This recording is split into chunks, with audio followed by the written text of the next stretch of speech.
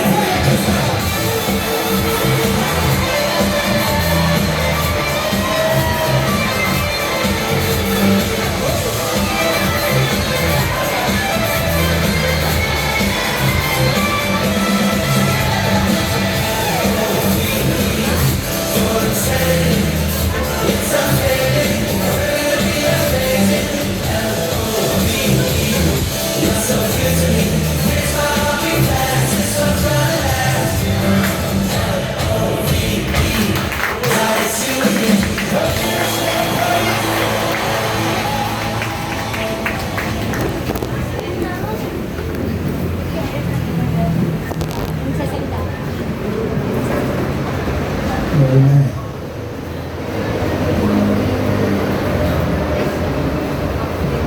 Palakpakan natin ang ating Panginoon, mga kapatid. Hindi natin isama sa January sapagkat kailangan niya magpahinga muna ng 2 weeks sa mayroong respiratory problem. Kaya hindi natin siya kasama. Siguro sa next Sunday makasama natin siya. Can you say, praise the Lord? praise the Lord. Amen. Kumain tayo mga kapatid, bibigyan natin ang pagkakataon sa ating pastor, Bishop John Ayuto. Let's clap our hands to our God. Amen, amen. Thank you, Jesus. Tayo mapuli. Salamat sa Lord sa extension ng life natin. Kasama natin si Nelda at saka si Ana, mga member natin sa extension church natin. At dating tayo sila si Chris at saka sila Bishop Romy. Tuloy na kailangan lang natin ang pangalagaan ng ating katawan, no? Dahil sa nagkaroon si ng laboratory niya, hindi naman sa baga. Parang problema. Katulad sa akin siguro. Na mabuo ka rin. So, very important na talagang pangalagaan natin na ating katawan. Amen. At magiging the joy of the Lord is our strength. Sabi ng sino cute ng t-shirt na ito? Kasi ito yung binigay mo sa birthday ko. Sabi, gusto naman ni Joy ito. Gandang tingnan niya na ang ganda yung t-shirt mo. Kaya sinod ko na para makita din yung binigay ito para birthday sa akin. Kaya masaya tayo, masaya din yung aming gawain doon kanina. Praise God at bagong development sa movie, baka magiging actress ng si Evangelina sa You Are That Woman ay yung anak ni Imelda Pati na si Mafi. Dalawa silang pagpipilian ko, pero kasi mga ano na sila, tawag nun, sanay na sila doon sa pelikula. Kaya ino-connect ko lang yung Shiva Films sa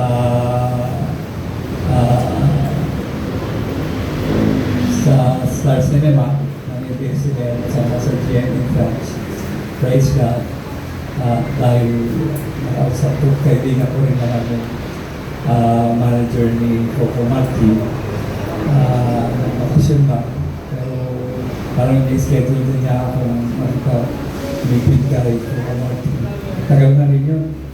So, ito yung mga developments na ginagawa natin para sa ating kinabukasan, lalo na sa pag-asikaso natin sa ating mga youth na maging prosperous, maging progressive, maging healthy, sa yung mind, medyo mataas, amen, ang pananaw mo ay mataas, nababala ang iyong kalooban, at maganda ang iyong isip. Yun yung tinulog ko sa inyo dati na mataas ang pananaw, mababa ang loob, maganda isip. Hindi yung mataas ang mababa ang pananaw, hindi nakatingin, hindi nakatingin sa kausap, mababa lang pananaw, walang ambisyon, at mataas ang loob, galing, yabang, sila isip.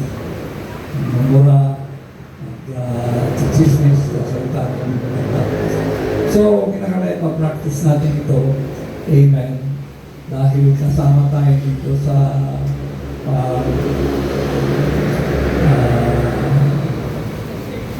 development sa Tagalog ulan ng papanahonan natin. Actually, dito sa Pilipinas, lumay tayo sa economy, pero sa nakikita ko ay pagka medyo nagkaroon ng shift at na-focus ang atensyon ng gobyerno sa agriculture, sa fishing industry, sa poultry, sa grazing, sa fruit-bearing trees, kasi nasa nature talaga ang pinagagalingan lahat ng buhay ng tao. Kaya sabi ko nga, nag-release of all inventions, hindi lang discovery, kasi discovery. Ang discovery para yung langis, hindi in-invento. Nakita lang na discovery yung langis, yung power ng fuel, amen. Pero the greatest of all inventions ay ang electricity. Electricity.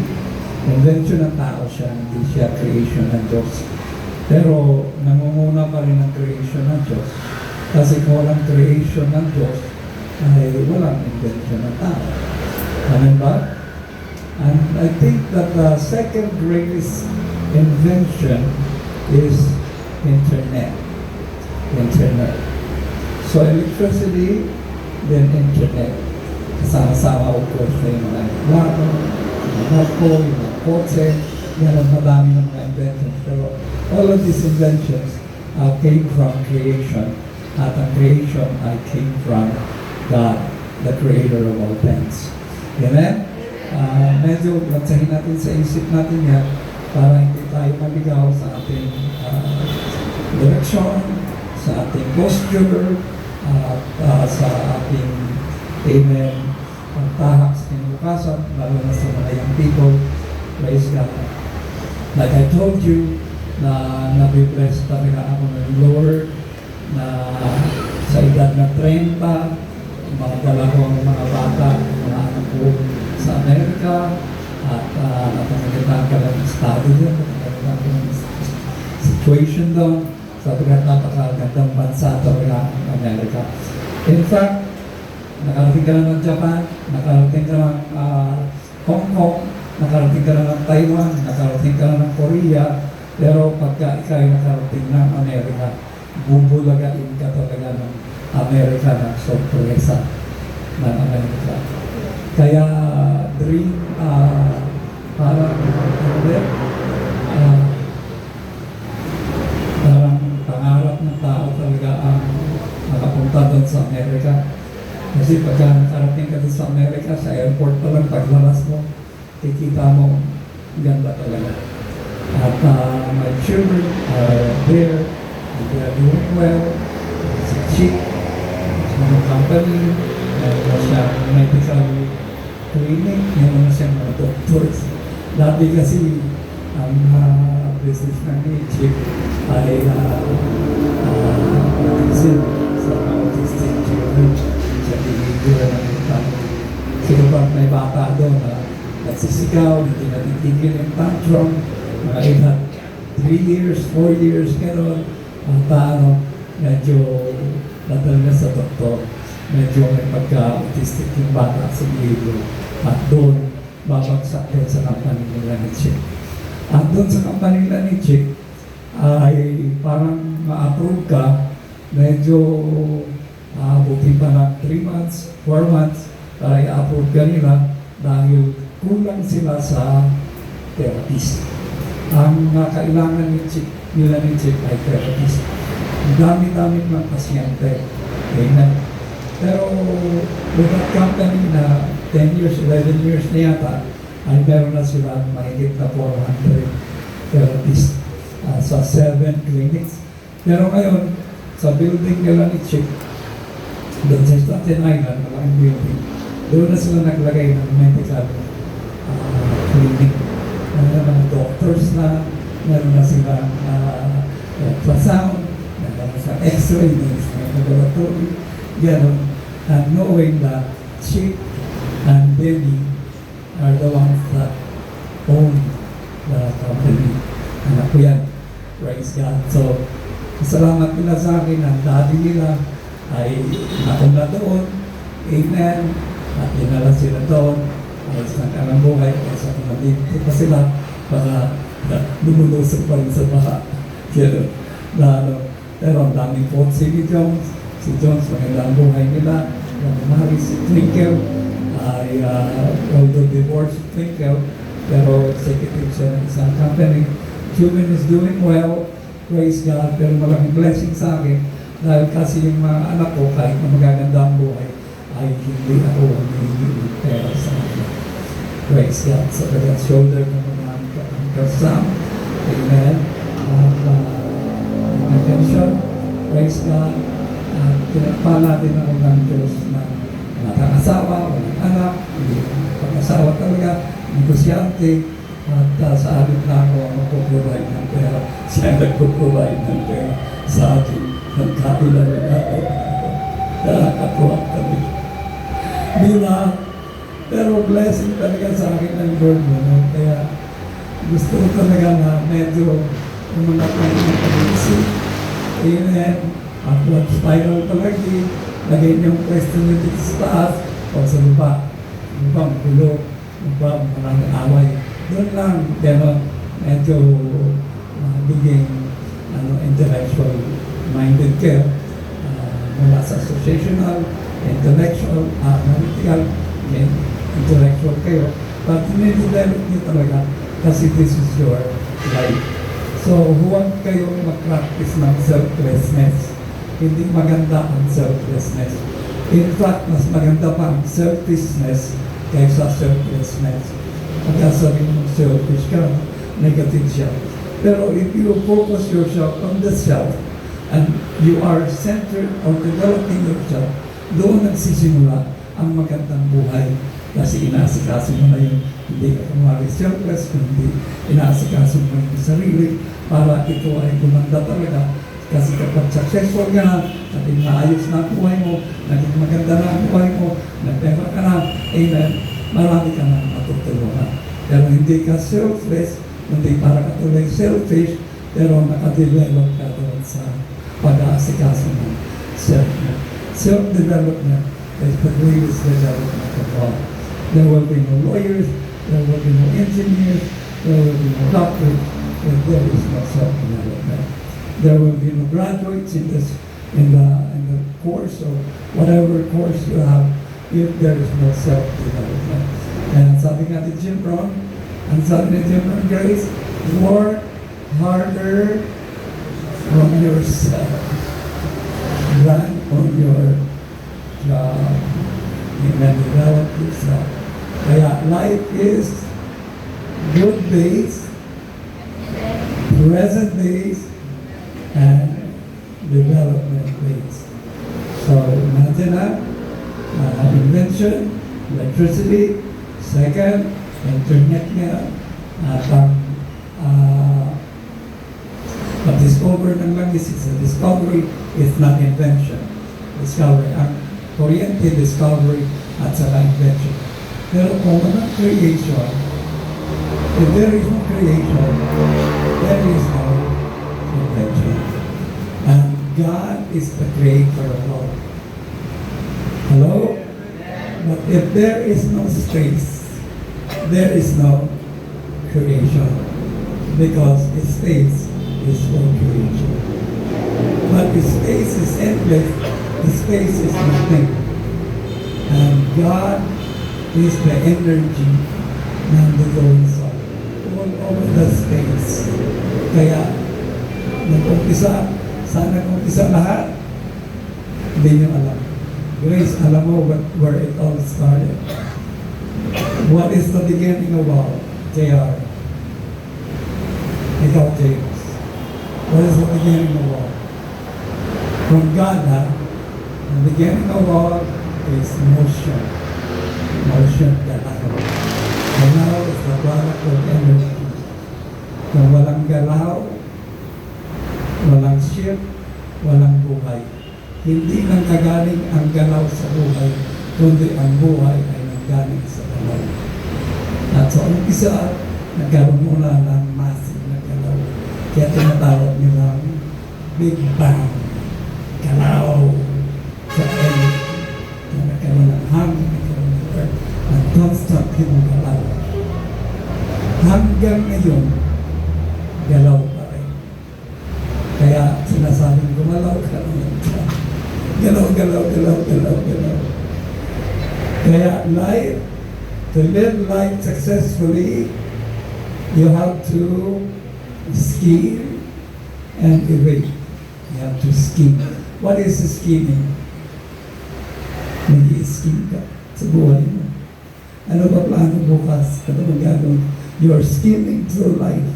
Hindi scam. Scheme. You are scheming. Tapos evade.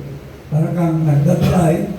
Pag nagdadrive ka, you scheme your way through the traffic, but you evade other cars. You might get hit. Hello? Pag naglalakad ka sa mataong lugar, you scheme your way through. At huwag kang mambangga. Sa buhay, marunong ka, mautak ka, pero iwas ka. Iwas ka sa mga taong masasama, iwas ka sa chismis, iwas ka sa hindi magandang influensya, iwasan, utakan, iwasan sa buhay. Hello? Kikinig kayo sa akin? Pero, hindi selfless. Pwede bang maging selfish at developing ang sarili, iingatan mo. Kaya ang pinakadakilang trabaho ay ang pag-iingat sa sarili mo, katawan. Dahil ang buhay ay nasa katawan. Mas importante ang katawan kaysa buhay, sapagkat kung wala kang katawan, wala kang buhay, dahil ang buhay ay nasa katawan. Ingatan mo, walking ka, maraming tubig, huwag ma-stress, mag-breathing in, breathing out, enjoy the body. Hello? Be home with your body because the mind and the body are one. Thank you. Amen. Praise the Lord.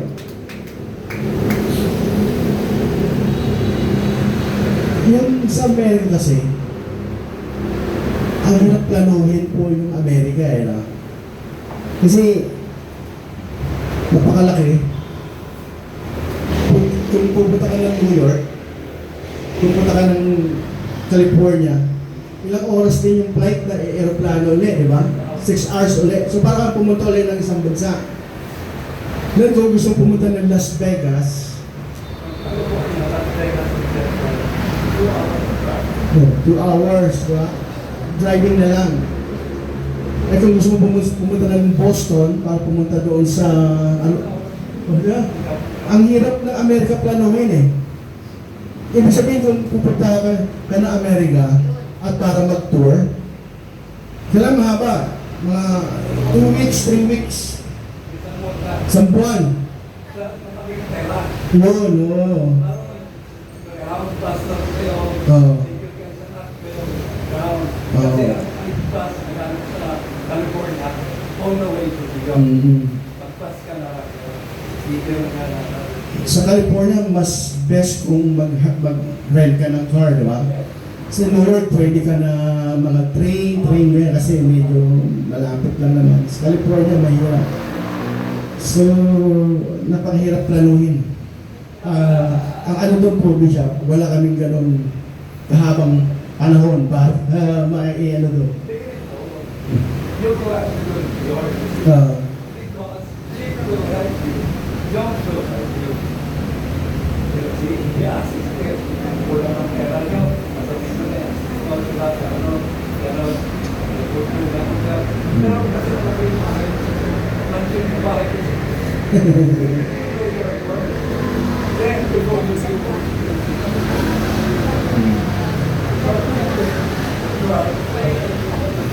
then you go to Sabitay. Hindi kami magkala Sabitay. Texas pa, maganda rin pumunta ng Texas. Kaya, medyo, kailangan isang buwan. Ang problema, wala kami isang buwan. Mayroong trabaho, may negosyo. Kaya mas madali pang mag-immigrate.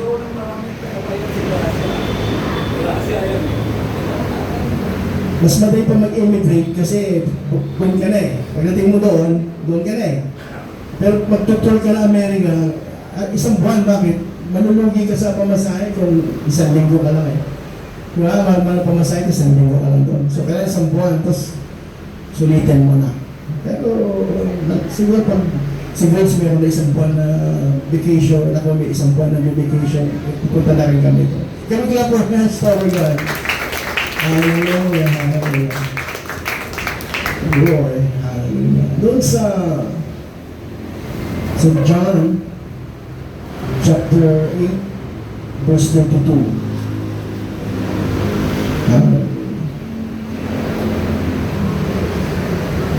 Buti nga may tunay ko lang, kanina malakas eh, kahapon malakas.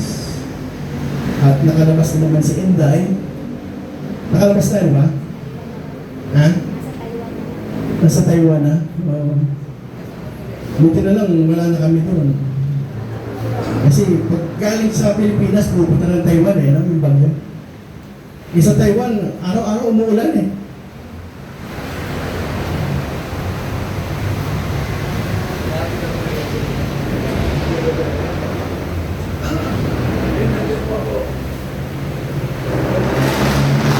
Mga natutulog sa gabi.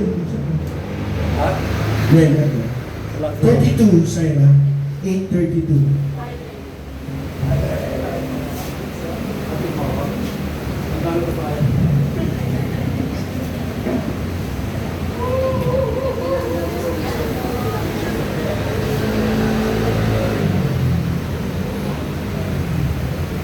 Sabi ng Panginoon dito, makikilala ninyo ang katotohanan at ang katotohanan na magpapalaya sa inyo.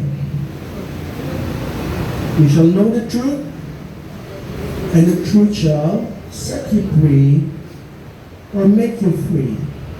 Sa labas ba naririnig ako? Pilingin ko na bawat isa ay makinig sapagkat medyo mahirap yung topic ko na, or topic na po pag-discuss natin. Kailangan ng maingat at pakikinig sapagkat kung hindi kayo maingat, baka maguluhan kayo, malito kayo. Can you say praise the Lord? Praise the Lord. You shall know the truth, and the truth shall set you free.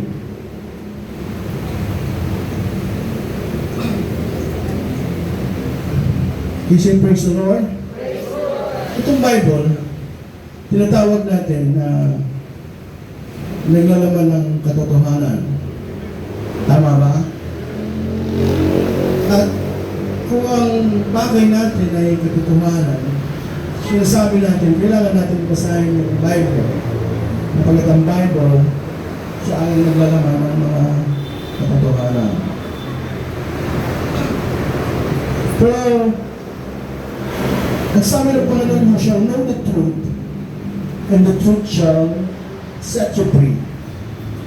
Una nating error doon sa pag-intindi doon sa salita na you shall know the truth, and the truth shall set you free, ay ini-equate natin yung truth or knowing the truth, ini-equate natin sa salvation. May say amen? You shall know the truth, and the truth shall set you free. So, para bang ang pagkaunawa natin na pag alam mo ang katotohanan, darating sa iyong kaligtasan or salvation. Yun yung terminology na ginagamit ng lahat ng simbahan o lahat ng relihiyon. Na sinasabi nila, kami yung nasa katotohanan. Sinasabi ito ng mga Katoliko, kami ang nasa katotohanan. Sinasabi ito ng mga Iglesia ni Cristo, kami ang nasa katotohanan. Kung hindi kayo nagiging kabahagi ng Iglesia, speaking of the church or the religion, wala kayong kaligtasan sapagkat sila nga daw ang nasa katotohanan. Lalo ng mga born-again Christians, born-again church, katulad natin, na nasa atin ang katotohanan. At itong katotohanan na ito, in-equate natin doon sa kaligtasan sapagkat alam natin ang katotohanan, ay meron tayong kaligtasan. Tama na yung sinasabi ko? Ito yung number one error sa pagkaintindi. At lalo na sinabi ng Panginoon na, I am the way, the truth, and the life. So, doon sa statement na yun, sinasabi ng Panginoon na siya yung katotohanan. Siya rin yung daan, the way, the truth, at ang buhay, and the life. So ngayon yung unang statement na sinabi na you shall know the truth, and the truth shall set you free. Tapos later on, sabi ng Panginoon na I am the way, the truth, and the life. So, na-connecto na yung you shall know the truth and the truth shall set you free, and then si Jesus Christ, sabi siya ang truth. So, para ang nangyayari sa pagkakaintindi natin, pag alam mo si Kristo, alam mo yung katotohanan at meron kang kaligtasan. Sinabi po ng Panginoon na no one can come to the Father except through me. So ngayon parang lalo na-enforce yung paniniwala na ang pagkakaalam sa katotohanan ay magdadala sa iyo sa kaligtasan. Namagat si Kristo, tinitingnan natin bilang tagapagligtas, siya yung katotohanan. So pag kilala mo sa Kristo, alam mo ang katotohanan, at si Kristo ang tanging daan papunta doon sa Ama. So yung truth, the knowing of the truth, yun nga, ini-equate natin sa kaligtasan. Can we clap our hands toward lang?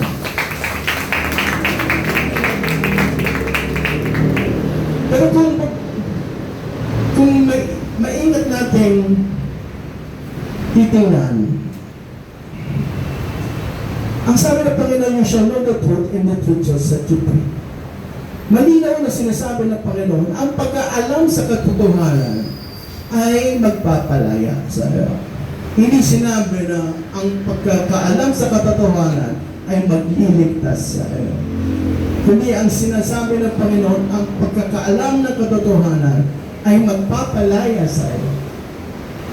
Di ba malinaw? Hindi naman kaligtasan kaligtasan ng sinabi ng Panginoon ang na magiging bunga ng pagkaalam sa katotohanan, kundi pagiging malaya.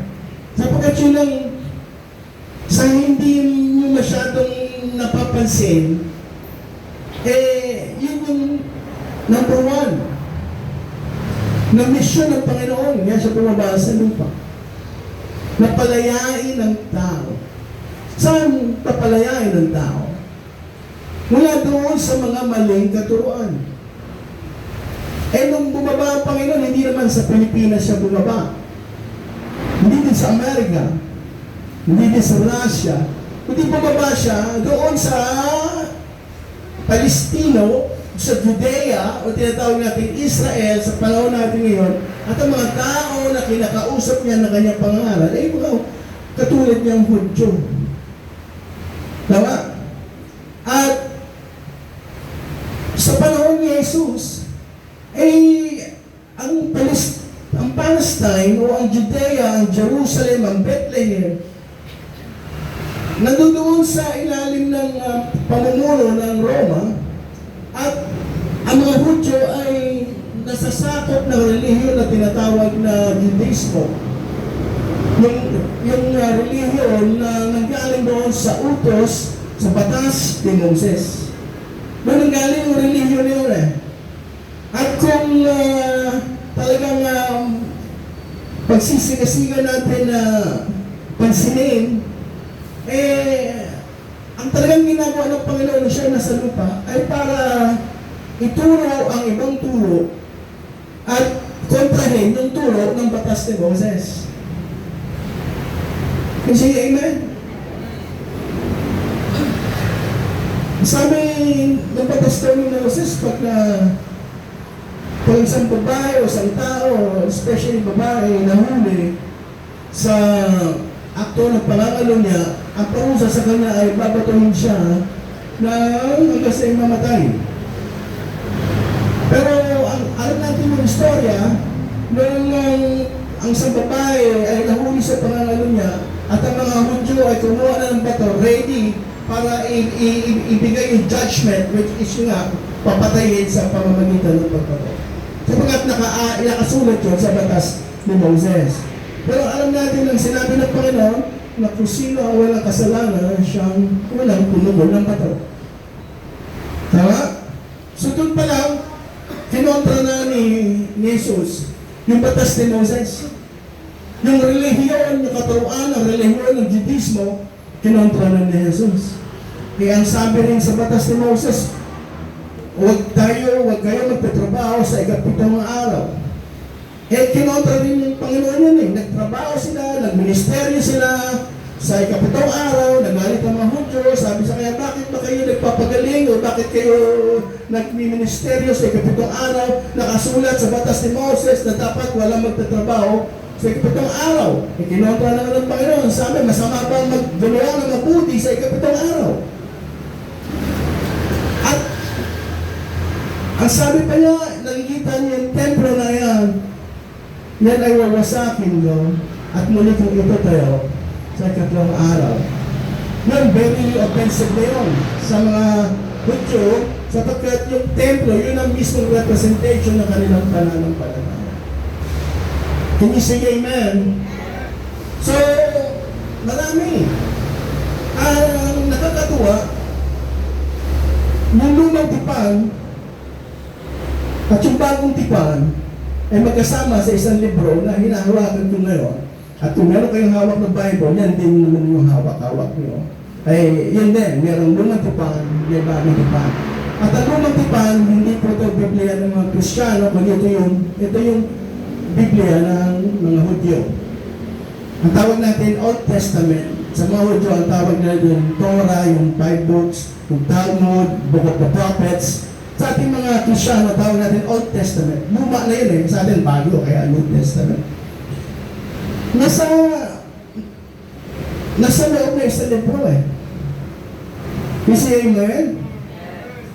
So, ang sabi natin kanina, pininiwalaan natin na ang Biblia ay naglalaman ng mga katotohanan at maaari natin isipin na ang mga nakasulat sa Biblia, lahat exemption ay bawat katotohanan. Can you say amen? So, pero kung titingnan natin, yung mga aral na tinutulisa ng Panginoon at kung saan gusto niyang palayain ng tao, kung sinabi niya na malalaman niyo ang katotohanan at ang katotohanan magpapalaya sa inyo, yung mga turo na yon ay siyang matatagpuan mo sa lumang tipan. Can you say amen? So kung gustong palayain ng Panginoon ng mga Hudyo mula doon sa turo, doon sa doktrina na matatagpuan sa lumang tipan, sapagkat para sa Kanya hindi ito mga katotohanan, sapagkat sinabi niya, you shall know the truth, and the truth shall set you free. Ibig sabihin, yung mga turo na tinuturo na taliwas doon sa kinukontra ng mga turo, nandito rin sa Bible. Ano ba? Nandito sa pangutos eh. Nandito lahat yung mga pinagsasabi natin eh. Tungkol sa Sabat, tungkol sa pag-aalay ng mga hayop taon-taon. Nandito yun. Yung Ten Commandments, yung mga lahat ng utos ni Moses, batas ni Moses na rito, yun mismo ang kinukontra ng Panginoon at para sa Kanya, ito ay hindi mga totoong aral. Kung ito ay hindi totoong aral, ibig sabihin, yung lumang tipan, punong-puno ng mga aral na hindi totoo, at ito yung kinukontra ng Panginoon at sinasabi niya, you shall know the truth and the truth shall set you free. Ibig sabihin, itong Biblia, hindi lahat totoo. Sapagkat mismo ang Panginoon ang kumukontra sa mga walang objection. Walang mag-objection. So sustain, overrule. Diba? Can we clap our hands, Lord? Ulitin ko. Kung inutos ni Moses na patayin sa pamamagitan ng pagbato, ang tao na nahuli sa akto ng pangangalo niya, nandito na sa Old Testament, batas yun. Kinontra ng Panginoon yan. Ibig sabihin, hindi tama yung batas na yun, at yun ay nag-represent na kasinungalingan. Nandito sa Bible. Kasi amen. Okay pa ba kayo? Pero yun ang misyon ng Panginoon eh. Palayain tayo mula doon sa maling turo, mula doon sa mga kasinungalingan, sapagkat gusto niya na ang tao ay maging malaya sa pamamagitan ng pag-aalam sa katotohanan.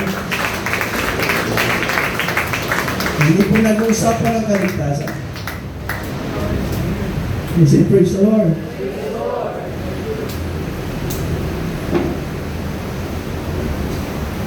Inutos ni Moses matayo ng tabernakulo. Ayon kay Moses, ito ay utos ng Diyos. At doon sa tabernakulo na yon, gumawa sila ng chamber na banal na dago. At doon sa banal na dago, meron pang inner chamber na tinatawag na kabanal-banalang dago. Utos ni Moses, tabernakulo pa na nag-umpisa sapagkat wala pang budget. Then later on, nagka-budget na sila, gumawa na sila ng templo. Pero the same pa rin ang model doon sa templo. Doon pa rin yung chamber na banal na dago, at sa gitna ng banal na dago, nandoon yung kabanal-banalang dago. Sino ang pwedeng pumasok sa banal na dago? Mga priest. Lahat, marami yung priest eh. Pero merong isang high priest na isa yun. Parang pope yun. At ang pwede lang pumasok sa kabanal-banalang dago, yung high priest. Sapagkat napakadelikado yung lugar na iyon, sapagkat pag pumasok ka doon at hindi ka high priest, right away, right there and then, papatayin ka ng Diyos. Hindi sasabi ninyo? At hindi lang yun, kahit na ikaw ay high priest, pumasok ka doon sa kabanal-banalan dako para mag-offer na sacrifice, dugo ng hayop, pero kung hindi nalugod ang Panginoon doon sa inyong alay, mismo ang high priest ay mamamatay doon sa loob ng kabanal-banalan dako. Can you say amen? Kapasiyo kaya ako say amen and say amen sabagat meron natutulog sa inyo. Or medyo baka nagme-meditate lang. Kaya nga, nilagyan nila ng tali yung high priest sa katawan, na nilagyan nila ng bell sa paa, para saan? Para pag nadudula sa loob ng kabanal-banalan dako yung high priest, kaya siya merong bell sapagkat kailangan malaman ng tao na buhay pa siya, kaya siya may bell, maglalakad-lakad lang siya doon sa loob. Tumutunog yung bell. At pag narinig ng tao na nasa labas, sapagkat bawal na pumasok ang lahat eh. Kahit ang priest, lalo na hindi yung priest. Narinig na yung bell, ibig sabihin buhay pa.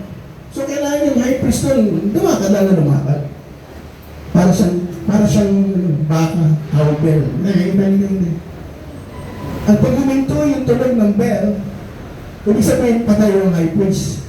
Hindi nalugod ang Diyos sa hain, patay yung high priest, kaya siya may tali, sabagat hindi siya pwede sa kulungan ng ibang tao. Patay yung high priest, kunin natin, hindi na tayo pwede pumasok doon eh. Pag pumasok natin, papatay din tayo ng Diyos eh.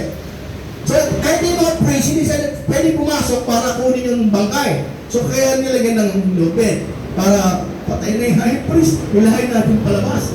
Pero nakakatakot yung kabanal-banalan dako. Yun yung utos ni Moses. At pinaniwalaan yun ng buong Israel, buong buhay nila for centuries. For centuries.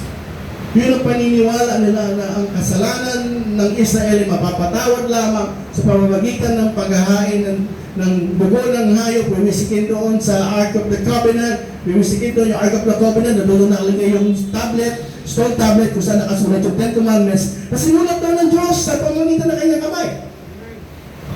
Tama? So yun ang kanilang paniniwala. Kaya maraming Israel, puno-puno ng takot, bawal pumasok doon sa kabanal-banalan dako, sapagkat mamamatay kita agad. Pero, pagbabasahin natin ng history, noong 63 before Christ, 63 BC, before Christ, sabihin bago pinganak si Kristo, 63 years before panganak si Kristo, merong isang general na sa Roma, sapagkat sinakop ng Roma ay maraming bansa sa Asia eh. Kasama yung Judea, Israel. Si Pompey, kung pamilyar kayo sa pangalan ni Pompey, General Pompey, pumunta siya doon, mismo sa Judea. Doon, nilusot niya, sasakupin nila yung Israel, at ang kanyang punteriya ay talaga yung templo. Yung templo. At kung panating niya sa templo, ang punteriya niya talaga yung kabanal-banalan dako. History to pwede niyong i-google to. O i-tanongin niyo yung AI kung totoo nangyari. Yung General Pompey na yun, pumasok mismo doon sa kabanal-banalan dako, sapagkat iniisip niya, ano ba ang meron dito sapagkat natatakpan nga ng kortina? Iniisip niya, baka merong ginto doon. Or whatever. Pagpasok niya doon, nakita niya, nothing. Wala yung arko. The Ark of the Covenant, wala doon sa loob. As in, wala. Totally empty. Ano yung napansin nyo sa kwento? Ano yung napansin nyo sa kwento? Ha? Ha? Hindi ko marinig. Ano yung napasin niyo doon sa kwento? Ha? Hindi totoo may kabanang-banalanda ako. Ano, malapit na doon. Ano ba? Ay, napaka-slow nyo naman ako. Hindi namatay si General Pompey. Pasok na sa kabanang-banalanda ako. Hindi totoo na kung sino man nagpapasok doon sa kabanal-banalan dako na hindi high priest ay mamamatay ka agad-agad. Hindi naman pala totoo sapagat si General Pompey pumasok mismo doon, hindi siya namatay. History po yan. Pwede niyang i-verify. Pero paniniwala ng Israel, kabanal-banalan dako yun eh. Pag pumasok ka doon, mamamatay ka kung hindi ka high priest eh. Isa yun sa mga hindi totoo na nakasulat sa lumang tipan. At isa yun doon sa mga bagay at katuruan na nag-enslave sa Israel. At isa din yun sa pinunturyan ng Panginoon na wasakin ng katuruan na yun. Kailan nangyari yung pagwasak ng Panginoon doon sa katuruan na yun? Nung namatay mismo ang Panginoon. Ang sabi, yung kortina na tumatakip doon sa kabalan-banalan dako, nung namatay siya, nagkaroon ng lindol, nawasak, nahapak yung kortina na napakakapal. Bakit makapal? Para walang makakita doon sa loob, sapagat wala naman talagang naman doon sa loob. Nahapak yun. Para ano? Ma-expose sapagat alam ng Panginoon, wala naman talaga yun. Kung paniniwala na kabanal-banalan dako, hindi naman talaga totoo. Kaya nga siya na mismo, once and for all, binasak niya yung kortina para wala na kayong itatago dyan, sapagat wala naman kayo tinatago dyan, sapagat yung tinuturo nyo, hindi naman totoo. You shall know the truth, and the truth shall set you free.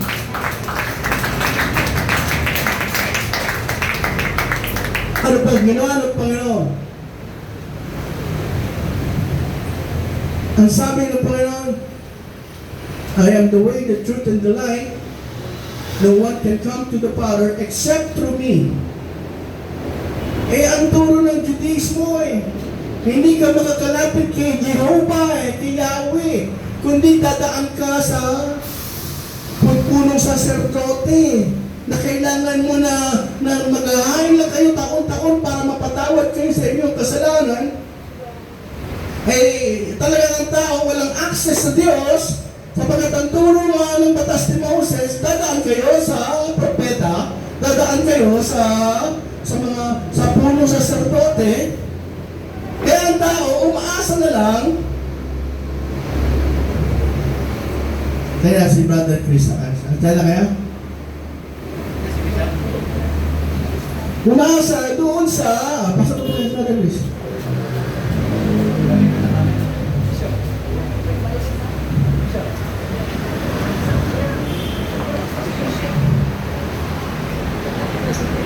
Nakalis na.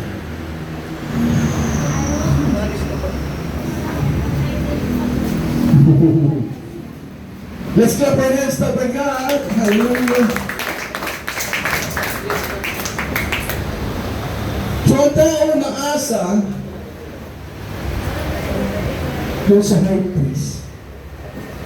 At yung high priest, sinasabi niya na ang Diyos ay nangungusap sa kanya at nakasalalay lang sa kanya ang kaligtasan at kapatawaran ng kasalanan ng hukbo ng Israel.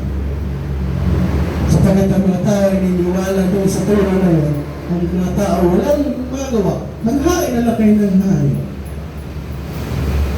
Pero ang sabi ng Panginoon, no one can come to the Father except through me.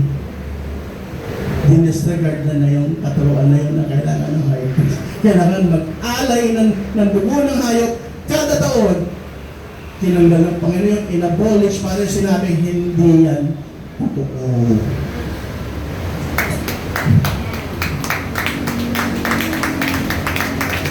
So ngayon, kung gusto natin pumunta sa Ama, sa pamamagitan na ni Kristo, hindi na sa pamamagitan ng punong saserdote.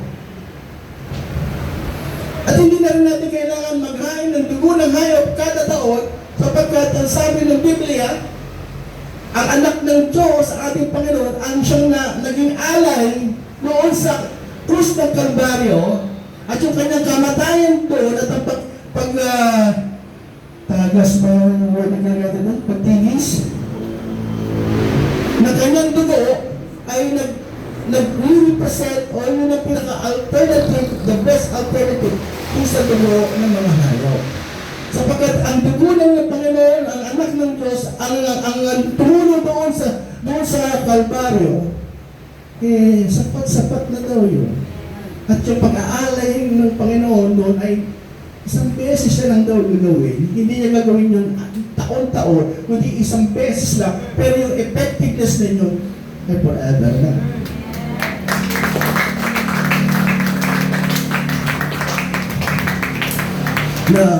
Na kontra na naman yung pag-aalay-alay ng mga hayop. So, gusto nating lumapit sa Ama sa pamamagitan ni Kristo. Yun ang purpose ng Panginoon. Alisin yung harang natin para tayo makapunta sa ating Diyos na Ama. Tama? And then, bagamat sinabi ng Panginoon na sa pamamagitan niya lang tayo makakalapit sa Ama, nung later on, mas lalo niyang pinadali sa pamamagitan ng sinabi niya na ang kaharian ng Diyos ay nasa inyong sarili, sa inyong kamag-oran. Ibig sabihin, yung kaharian ng Diyos na pilit natin inaabot, na nilalagay sa likod ng mga high priest, ng mga propeta, yung paglapit sa Diyos, ang sabi ng Panginoon, yung kaharian ng Diyos ninyo, huwag na hanapin sa labas, sapagkat ang kaharian ng Diyos ay nasa inyo na eh. It's within you. And then, ang sabi pa niya, kayo ang templo ng buhay na Diyos. So ngayon, wala na namang bisa na naman yung templo na pinapahalagaan ng mga Israelita na nag-represent ang ilang reliyon, na kailangan pumunta ka sa templo, kailangan ka maghain doon. Na-abolish din yun. Sapagkat ang sabi, yung mga buhay natin, yung katawan natin, ito mismo ay templo ng buhay ng Diyos. So ibig sabihin, tinanggal na ng Panginoon ang lahat ng harang, ang lahat ng hadlang, para ang bawat isa sa atin ay makalapit sa Diyos na Ama ng direkta. Direkta. Wala nang harang eh. Yun yung mission ng Panginoon. Kaya siya napatay dahil kinontra niya yung lahat ng katuruan ng batas ng Moses. Kinontra niya yung mga kasinungalingan na nakasulat sa lumang tipan, mga maling turo, pero nakasulat sa Bible, binabasa natin, pero sa Panginoon hindi yan totoo, kaya niyan inabolish. Ngayon, pinalaya tayo ni Kristo, you shall know the truth and the truth shall set you free, pero dahil sa hindi tayo nag-iingat, kung the same scheme, sinabi ng bishop, the same scheme na ginawa ng Judaismo, ng mga propeta, ng mga high priest, nangyayari pa rin ngayon eh. Pinalaya na tayo ni Kristo, pero ang tao sapagkat hindi nagbabantay, hanggang ngayon, hindi pa rin tayo makalapit sa ating Diyos sapagkat mayroon pa rin mga tao na humaharang. Meron pa rin mga pastor, meron pa rin mga obispo, meron pa rin mga pope, meron pa rin kung sino-sino mga pinuno ng mga reliyon na humaharang para tayo makalapit ng direkta sa Diyos. At hinahayaan natin yon. So parang deja vu, nangyari ulit. Nakalimutan natin na pinalaya na tayo ng Panginoon na ang access natin sa Diyos ay pwedeng direkta,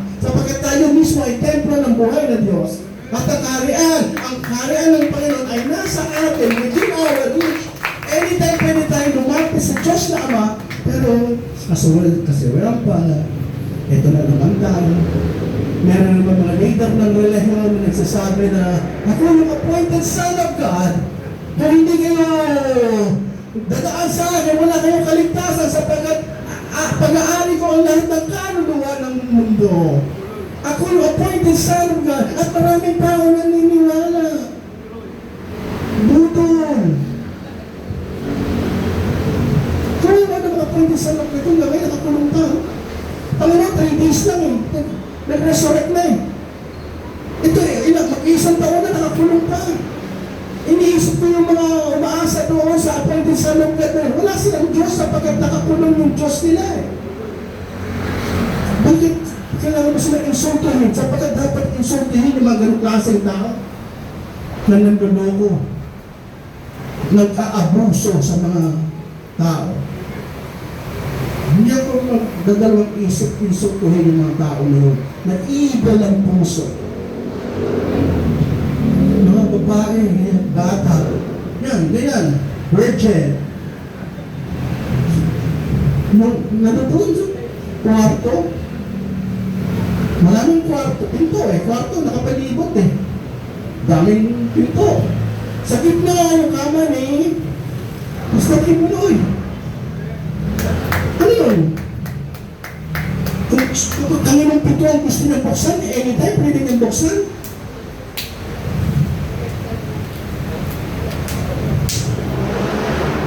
Babae lang ang pwede doon sa building na yun. Hindi pwede lalaki. Ang katamang-tanging lalaki pwede doon sa Pastor Kimuloy. Ang galing ng doktrina, di ba? At ang babae, pag inabuso lang yung Pastor Kimuloy, anong sabihin Pastor Kimuloy? Mapalat ka. Kapagkat ako yung appointed son of God, ikaw ay naglilingkod. Isang karangalan para sa iyo maglingkod sa Diyos.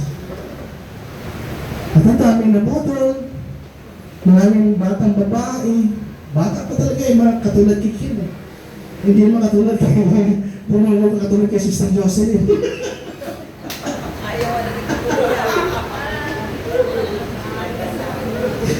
Mga Sister Kim. Sige po. Mga sila Zaira. Ganon, bata eh.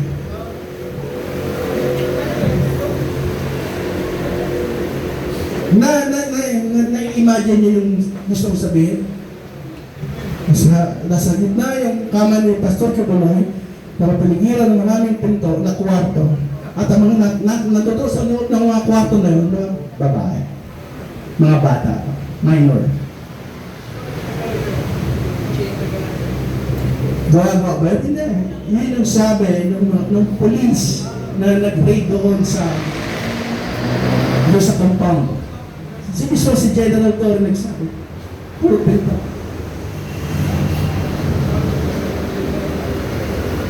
Hindi lang yun, nadami. Mga pastor. Nag-aabuso sa mga miyembro, lalo na sa babae. Gawa yung mga babae, lalo na abuso. Maraming kasalanan, maraming kasamaan, maraming karumal-dumal na gawain ang nagawa sa pangalan ng Diyos.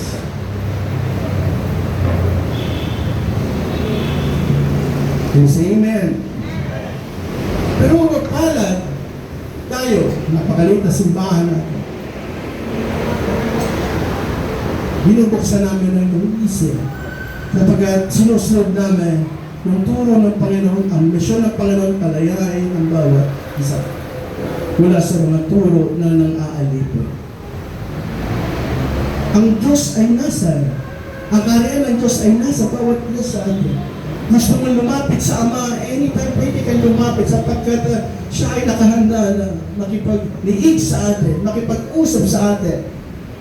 Yun ang Diyos natin, without asking, nagsusupply siya sa atin. Hindi natin hiningi ang hangin, hindi natin pinag-pray, araw-araw na Lord, sana merong hangin. Meron eh. Lord, sana, today, Lord, I pray, sana may tubig. May tubig eh. Niliwanag eh. Hindi natin pinag-pray yun, pero binibigay sa atin.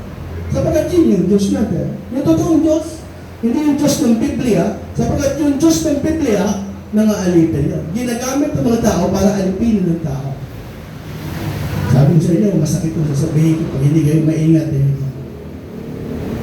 babalentong pa kayo. Sapagkat Diyos, si Yahweh, inimbento ng Israel para panakot sa tao Yun ang sabi ng propeta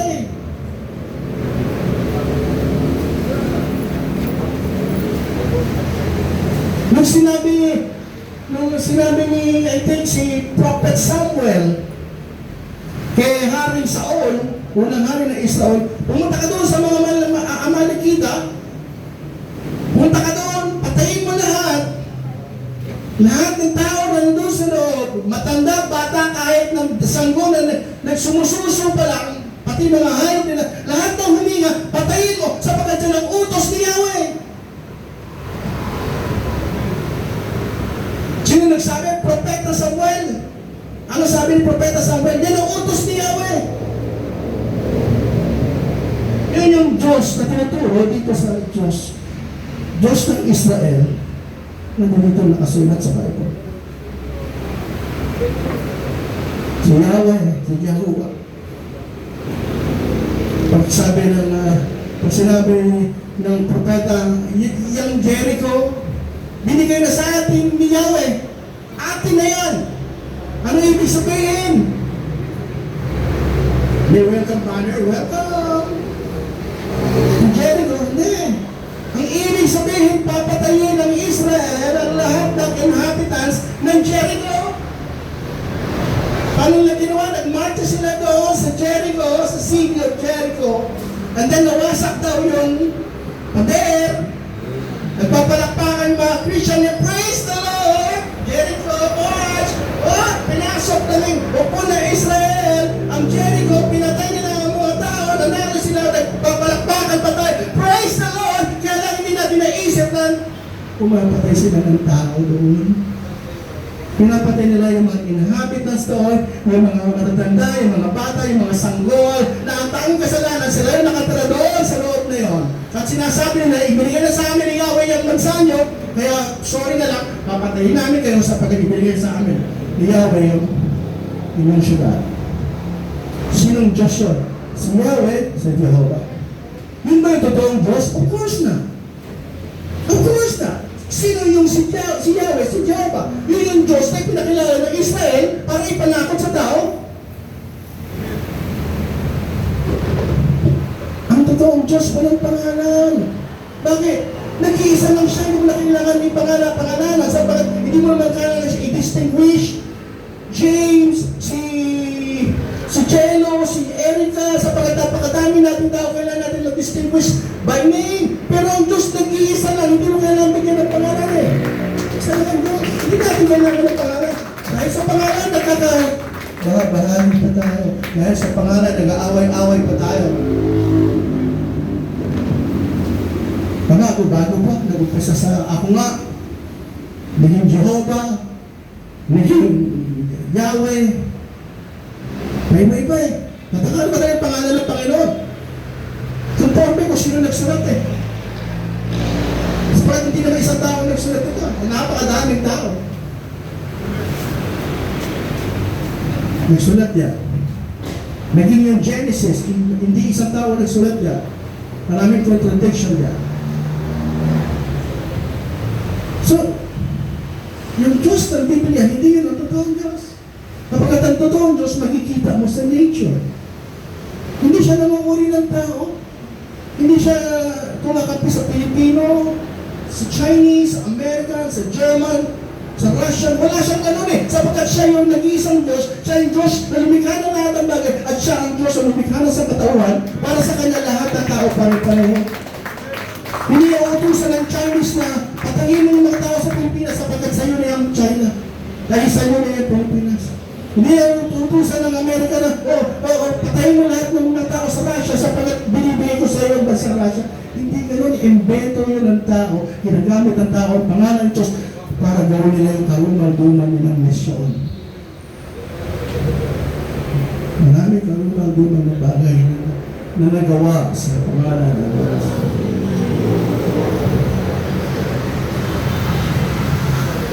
Sino yung totoong Diyos? Kita-kita mo kung sino yung totoong Diyos. Yung Diyos na hindi nag-uulit. Yung Diyos na patas sa lahat. Yung Diyos na laging nagsusupply. Yung Diyos na nagsasabi na ibigin mo yung kapwa, regardless kung sino siya, anong kulay ng balat, anong salita niya, anong lahi niya.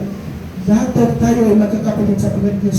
Tayo ay isa lang ang manulikha natin. Yun ang totoong Diyos, hindi nagtuturo lang ng pagkababahagi, kundi nagtuturo ng pagkakaisa ng pag-ibig. Yun ang totoong Diyos. Kaya yung Diyos na nabasa natin sa Biblia, Diyos lang ang relihiyon niya. Ang totoong Diyos nasa atin. In Him, we live, work, and have our being. Nasa atin. Kaya lang ayaw ito gano'n. Bakit? Kaya nga, pinaproteksyonan ng katotohanan eh. Sapagat ang katotohanan magpapalaya sa tao. At ayaw ng mga tao na nasa taas na manalaman ng katotohanan sapagat mawawala na sila ng kontrol sa mga tao. So ang gagawin nila, ang katotohanan itatago sa atin. At ang ibigay sa atin mga kasinungalingan para magpapatuloy ang pagkontrol nila sa atin mga tao. Pero mapalan kami ng natin sa iglesia na napakaliit na ito. Sapagat pinapalayan namin kayo. Hindi mo kailangan dumaan kay Bishop John Ayobto para makalapit si Diyos. Hindi mo kailangan dumaan sa akin. Kaya ayaw ko magpatawag ng pastor. Bakit? Kasi pag pastor ko, kayo tupa. Nagiging tupa kayo eh. Tama ba? Kaya lang hindi ba alam ng mga pastor doon sa bansa na mayroong tupa? Ano ba ginagawa ng pastor doon sa mga tupa nila eh? Yung press up lang ang tinuturo eh. Ang pastor, nag-aalaga ng tupa. Ang pastor, ang nagagabay sa tupa. Ang ganda, parang simbahan. Pastor, tupa yung membro. Kailangan sumunod yung tupa sa pastor. Ang ganda. Yung second half, hindi tinuturo. Ano yung second half? Kakatayin kayo ng pastor eh. Ibibenta kayo ng pastor eh. Para saan ba yung pag-aalaga ng tupa? Ano yun? Ibangon lang? Hindi. Para sa kabuhayan. Yung mga tupa na ilalagay ng pastor, ibibenta nyo para katayin. Naisip nyo ba? Habi lang yun, nag-aalaga ako ng tupa. Anong ngayon mo sa mga tupa? Wala, habi ko lang. Hindi. Ano lang yun? Negosyo yun eh, para pag-aalaga ng baboy. Sino may alaga ng baboy? Katabi nyo ba sa kama? Hindi. Sapagat, ibibenta mo yun, nakatayin ka gawin pagkain. Ganun din ang tupa. Kahit na inaalagaan ng pastor yan, hinahanap pag nawawala, bakit hinahanap? Sayang yung pera. Nawawala, pambibenta yan eh. Yun ang hindi natin naiisip na yung kalahati. In the end, ibibenta tayo, kakatayin tayo. Kaya ayoko maging pastor. Gusto ko manatili, maging ministro, tagapagturo, sa pagtuturo, pwede kung kayon palayain. Kaya magdamta. Pinapalaya ko ito. Kahit na-miss ko sa Bible na ito. Pinabasa natin ng Bible, kaya kami talino. Bakit mayroong turo rito na nagbibigay ng magandang aral, nagbibigay ng magandang inspiration, dito mo yung mababasa yung turo ng Panginoon turo sa pag-ibig ng Diyos, nandito yung turo ng pagmamahalan. Maraming nakasulat dito na magaganda eh. Mga prinsipyo na pag binasa mo, magbabago ang buhay mo, magiging mabuti kang tao. Pero we have to be careful, sapagat maraming nakasulat yan na nakasulat lang yan para sakupin ang mga tao. The Ark of the Covenant. Ito nasa may Ark of the Covenant. Wala to. Nawas. Hindi na bakit ang tawag doon? Pinanso ba tawag doon? Ano tawag doon sa pinanso? Pinunaw? Kasi ginto yun eh. Yung first temple, government, winasak ng Babylonian Empire. So, winasak ng Babylonian yung temple eh, the first temple eh. Hindi natutuwa ng Ark of Covenant. Ano ginawa nila sa Ark of Covenant? Eh, ginto yun. Ano ba pag-gawin mo sa ginto? lang yung Ark of the Covenant eh. Sa mata ng hindi Israelita, hindi nila kapananampalataya, ang tingin nila doon, hindi Ark of the Covenant, ang tingin nila doon ay ginto. Ano bang ginagawa sa ginto? Binibenta or tuna-tuna, pinera. Kaya wala na ang Ark of the Covenant doon sa second temple. Sapagkat yung second temple, ginawa yun after the first temple, wala dong Ark of the Covenant. Kaya nung pumunta doon si General Pompey, pagtingin niya doon sa kabalagran ng tao, wala, nothing, totally nothing, walang laman.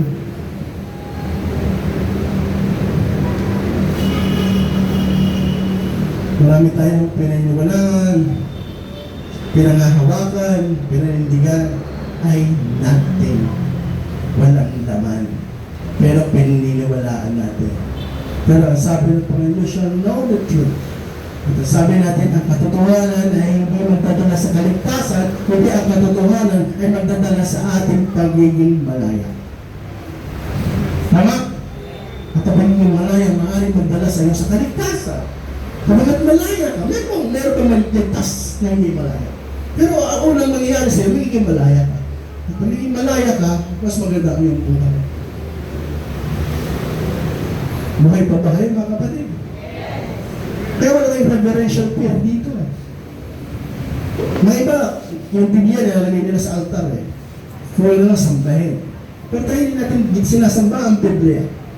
Kundi tinitilan natin siya isang libro eh, na nagtuturo ng magandang asal, magandang katuruan. Pero alam natin marami nakasulat yan na makakasama sa atin or nandiyan para sakupin tayo. Pero sapagkat alam na natin ang katotohanan, hindi tayo masasakop kahit na sino, hindi na tayo magpapasakop sa pastor na ang layunin abusuhin tayo, meron palang ill-intent sa atin, hindi tayo magiging minion, hindi tayo susurulan sa mga pastor, sapagkat alam natin na meron tayong direct access sa Diyos. Kaya tayo nandito sapagkat ginagawa lang natin yung fellowship para tayo magpalakasan sa isa't isa. At matuto dito sa mga napaparinggan sa pulpito at tayo ay magbuhay na mayroong harmony, makapagpalakasan tayo, makapagtulungan tayo sa isa't isa, and then makapagtulungan tayo sa isa't isa sapagkat pag mayroon kang kasama, mayroong tutulong sa iyo. Pag mayroon kang problema, pag isa ka, mahirap tayo. Nung one isang island, kaya nilagay tayo ng Panginoon sa isang lugar para magtulungan tayo. And then kung mag-worship tayo, sabay-sabay tayo, sama-sama tayo mag-worship. Kung praise tayo, celebration ka na eh. Mag-celebrate tayo, maging masaya tayo. Yun ang ginagawa natin sa church. Pero never na para i-imprison kayo, i-enslave kayo, maging sunod-sunuran kayo, gano'n. Sapagkat alam natin, gusto na pala maging malaya. Masarap maglingkod sa Diyos na malaya. Kaysa ka ni Kristo, kapwa mo siya na tagapaglikha, yung buhay natin, inaayos natin, pinaplano natin, meron tayong mga plano. Then, sinasabit mo sa Panginoon para lang siya ay makabahagi doon sa iyong plano, doon sa mga nais mo sa iyong buhay. Pero hindi. Sa totoo lang, tayo rin nagagawa nun eh. Tayo rin nagagawa nun. Kaya lang, ang Panginoon, meron siyang gagawin doon sa mga bagay na hindi natin kayang kontrolin. Kaya meron maraming bagay sa buhay natin na natin kayang kontrolin. Doon papasok yung tulong ng Diyos eh. Hindi tayo nagtutulong dito na magmakaawa sa Diyos. Bakit ka magmakaawa sa Diyos? Pwede ka magmakaawa sa masamang tao. Sa mabuting tao, hindi mo kailangan magmakaawa. Sino sa inyo nagmamakaawa sa inyong magulang? Parang humingi na isang pabor. James, numunod ka ba kay Sister Melanie para makahingi ng baon? No. Sa masamang tao, pwede ka magmakaawa. Bakit? Masama yun eh. Kailangan mo na hapag eh. Papatayin ka na. Ano kung kayo niyo akong patayin, kunin niyo na lang yung cellphone ko, kunin niyo na yung relo ko. Pero mga anak niyo, huwag akong papatayin. Sa masamang tao, pwede kayo magmakaawa. Pero sa Diyos, na napakabuti, hindi mo kailangan magmakaawa. Hindi mo kailangan magmakaawa. Pwede, ang gagawin mo lang malinaw sa'yo. Ano yung gusto mo? Ano yung mga desire ng puso mo? Ano yung plano mo? Ano yung malinaw sa'yo? And then, sinishare mo sa Kanya. Kino-confide mo sa Kanya. Para siya ay naging partner mo. Sapagkat sabi, we are co-creator of God. Creator ng Diyos, tayo mismo mga tao ay creator. Yung substance ng Diyos, yun din ang substance na meron tayo. Tayo ay galing sa Diyos, hindi tayo huwalay sa Diyos. Ibig sabihin, pag nawala na tayo dito sa lupa na ito, yung katawan natin ay iwan dito sa lupa sapagkat material ang lupa, ang mundo ay material. Pero yung totoong tayo, yung pinaka-essence natin, pinaka-espiritu natin, sapagkat tayo ay parte ng Diyos, babalik din tayo doon sa Diyos. Sapagkat iisa lang tayo. Ang Diyos at ikaw ay iisa. Kaya sabi ng Panginoon, ako at ang Ama ay iisa. Ganun din tayo. Ang Diyos at ikaw ay iisa. Ikaw ay nanggaling sa Diyos. Iisa kayo. Kaya nga, anytime gusto mong magkonsulta, gusto mong humingi ng tulong sa Diyos, anytime, anywhere, pwede mong gawin. Kapag ikaw mismo ay parte ng Diyos. Huwag mo ibibenta. Huwag mo magpapaalitin. Pinalaya na kayo ni Kristo. Can you say amen? Tumayo tayo mga kapatid. Hallelujah. Hallelujah.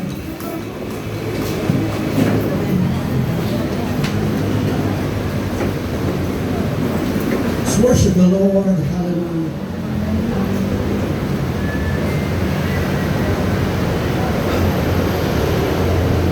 Napakabuti ng Diyos.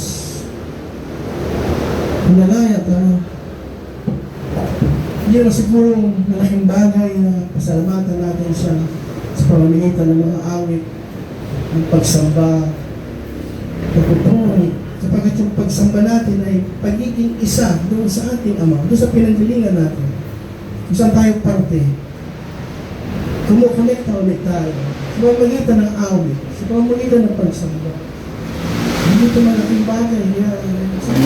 Dapat kami ibuli natin sa ating Diyos. Hallelujah. Hallelujah. Glory.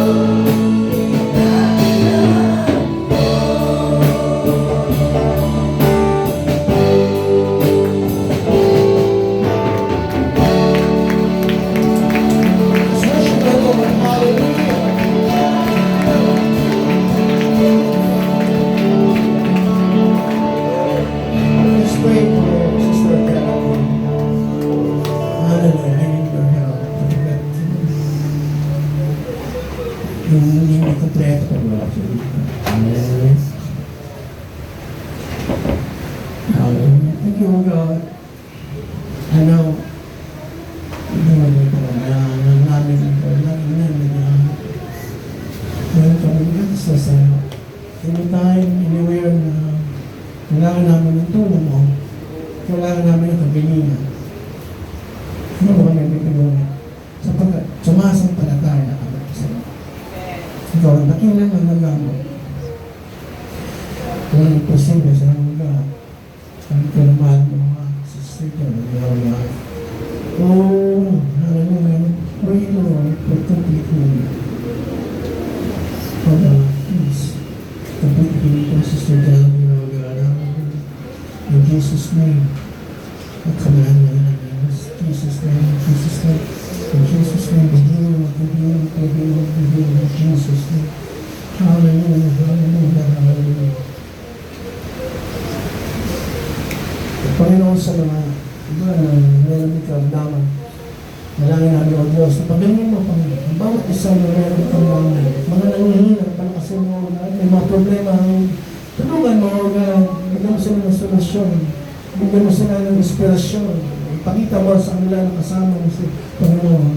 Hallelujah, Lord, hiling sa mga nangihingi, tulong sa mga nangihingi, sa mga nangihingi, palakasin mo, Lord, alam namin, Panginoon, na nangyari ka, nakikinig ka sa pagkakasama ng dalawa, tatlo, na nagkatipon sa iyong pangalan, ito ay nasa kanilang kalamit na kaya alam namin na nanampalataya kami pa rin. Ito ngayon, nasa aming kalamitan na naman namin na iyong presensya, Panginoon, sa alaman, sa iyong pagdalaw sa aming gawain, sa pagpunta mo sa aming kalamit na ang Panginoon. Purihin ka, O Diyos, kaya napakabuting Diyos. Ito ay Diyos ng pag-ibig. Ito ay Diyos na karapat-dapat. Wala nang ibang Diyos liban sa iyo. Wala nang ibang dakilang bato maliban sa iyo. Ikaw lamang ang tanging Diyos. Ikaw lamang ang nag-iisang Diyos, Panginoon. Hallelujah. Salamat, Panginoon, sa lahat ng kabutihan sa amin, sa iyong kaligtasan, sa iyong mga pagpapala sa amin, sa iyong paningin sa amin. Sa lahat ng buting mga bagay na natatamo namin mula sa iyo. Salamat, Panginoon. We pray all these things in Jesus' name. Can we clap our hands to our God? Mr. Joseph. Praise the Lord! Lahat magsabi, praise the Lord! Minsan pa, masagaling palakpak para sa ating Panginoon. Palakpak para sa Lord! Thank you, Jesus! Thank you, Lord! Salamat sa tagumpay, salamat sa magandang pangaral, Panginoon. Pagkain ka, O Diyos. Lahat ang pinagpala, say, praise the Lord! Praise the Lord! Praise the Lord! Dahil po lahat ay manalangin sa ating pagtatapos. Hindi natin si Brother Sally para tayo pangalanan.